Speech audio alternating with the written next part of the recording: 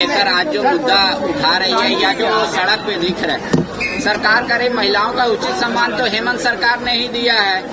और रही बात की उनको सैलरी देने का, तो इतनी साल बीजेपी काम की, उनको याद नहीं आया कभी।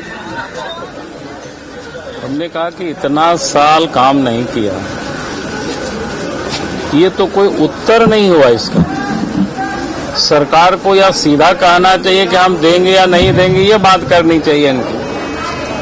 और उनके साथ जो समस्या है, आज वो सारे बहनें ही खुद आंदोलनरत है, संघर्ष कर रही है, रोज आवाज उठा रही है।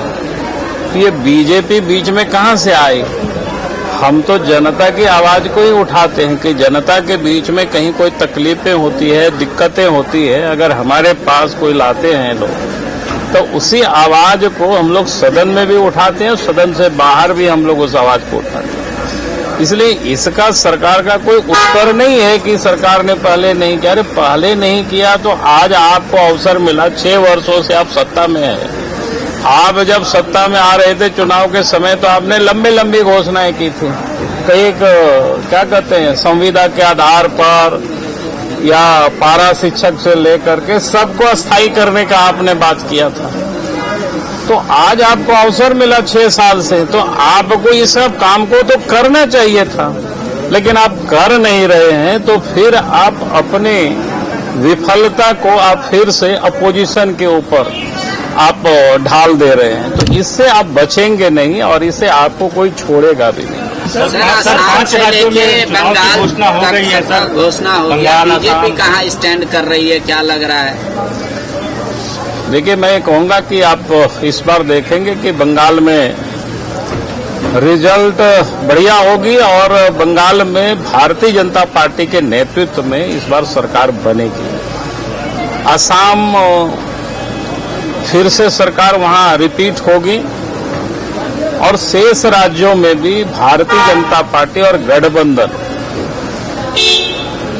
मजबूती के साथ उभरेगी और आश्चर्य नहीं कि तमिलनाडु में भी सरकार बन जाए।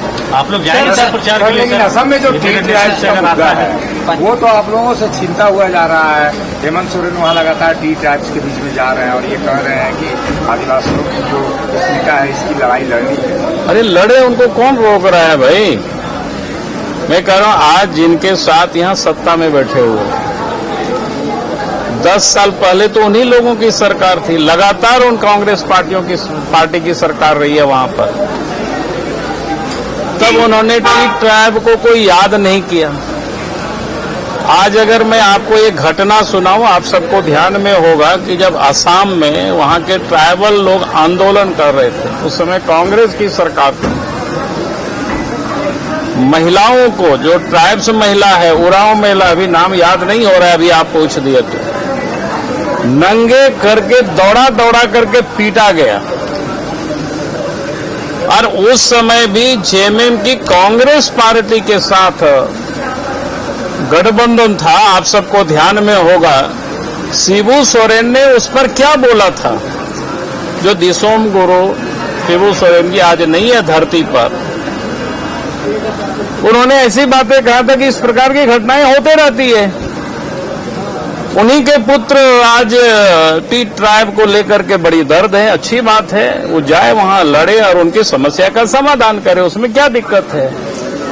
सर, जहां अंदर मंत्री लोग फंस रहे हैं, सत्ता विपक्ष के विधायक ही संतुष्ट हो जा रहे हैं सरकार के सवालों से। हमारे लोग कोई संतुष्ट नहीं हो रहे, करेंगे क्या? हम लोग तो कई सवाल आप देखेंगे, हम तो बार बार उठाते हैं कई विषय को।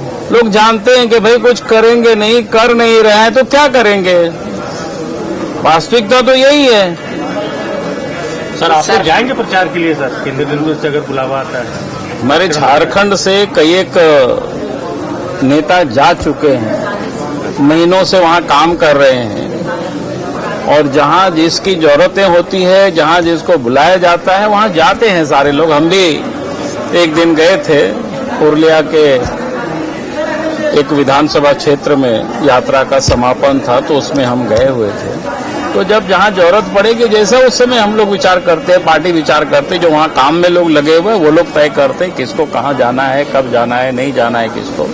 तो ये पार्टी देगी। लेकिन जेएमएम और कांग्रेस का ये आरोप है कि हेमंता जी जिस तरीके से मुल्ला मोला मुसलमान दाढ़ी टोपी ये करते बोलते हैं, ये राज्य का छवि नहीं पूरे देश का छवि खराब कर रहा है और बीजेपी खुश है इस पे।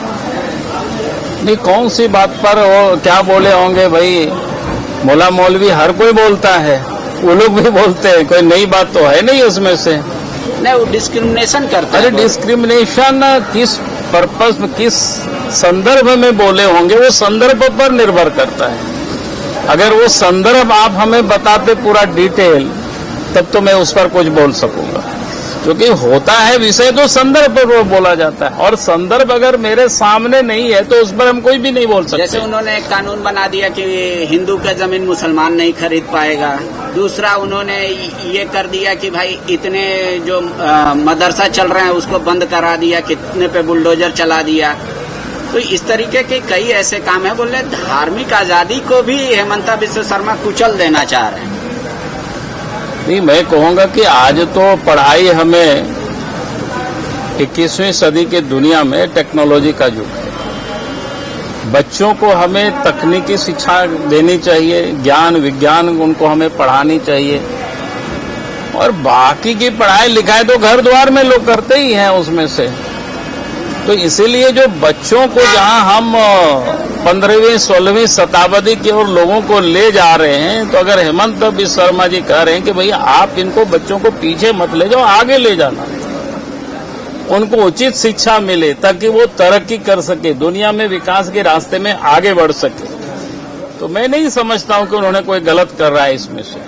पिछली बार आपने आप को बंगाल में सीट दिया था, इस बार अब वो केंद्र के लोग देख रहे हैं यार, मेरा काम वो नहीं है, और बंगाल की जो इकाई है वो लोग सब देखते हैं सब काम।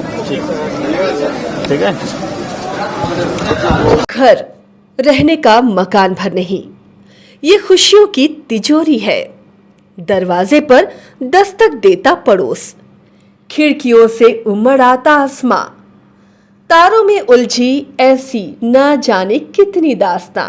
कहती हैं चले डायमंड सिटी, एक सफर हम सफर के साथ अपने घर तक। Diamond city, life long bonding, 500 से ज्यादा खुशहाल डायमंड परिवार। जल्दी करें, सिर्फ 200 फ्लैट बाकी। आज ही बुक करें अपना आशियाना।